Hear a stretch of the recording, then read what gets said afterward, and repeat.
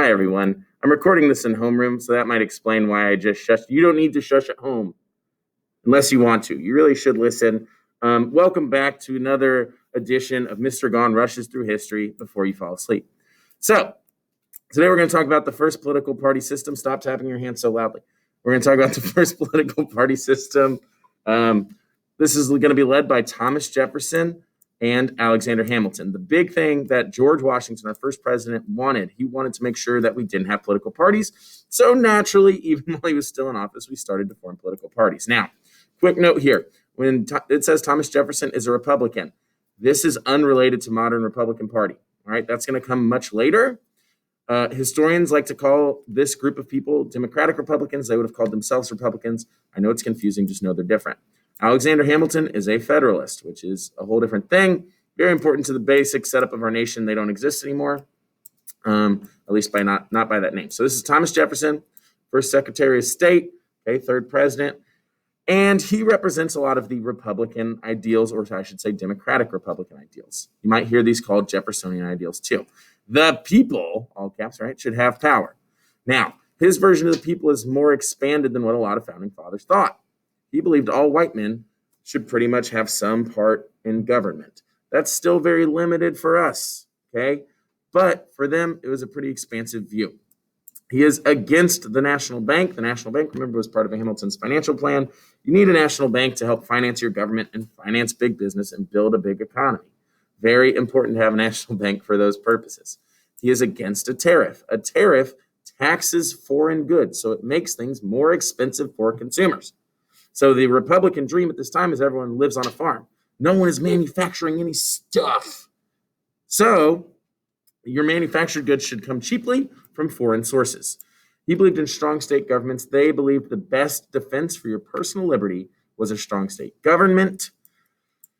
And they're going to be pro-French, parlez-vous, Republicans. So they believed that the French people in Europe were like having a justifiable revolution, for example.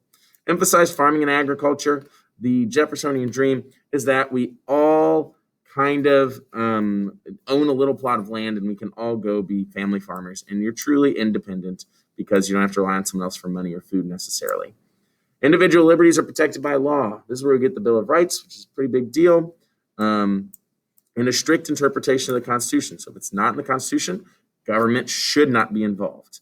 Okay. So this, I like to say that the Democratic Republicans kind of talk the American talk, but I also like to say that the Federalists kind of walk the American walk. So, or America talks the Democratic talk, or Democratic Republican talk, and walks the Federalist walk. I know, hilarious joke. But anyway, this is Alexander Hamilton. He has kind of an opposing set of beliefs. Federalists believe only the wealthy and educated should have power. He's saying, look, this guy can't even read, and you're going to let him vote? Are you insane? According to Alexander Hamilton. Pro-national bank, he came up with it. It was his idea. Pro-tariff, he came up with it. It was his idea, Hamilton's financial plan, right? This is to help business grow in America, help manufacturing. We're going to make stuff, things like that. Strong federal government. You need a strong federal government to support those businesses and to have give America a prominent place on the world stage, and to enforce the tariffs and have the national bank. You just need a strong federal government. Pro-British. They wanted to kind of copy the British economy, if not all of the British government. So they are pro-British, emphasize business, trade, and manufacturing. We should be building things and trading all across the world. Don't protect individual liberties by law. You guys are worrywarts. It's fine. You don't need a law to protect your little liberties. You're going to be fine. Loose interpretation of the Constitution. If something needs done, the government should be able to do it, according to a Federalist. All right.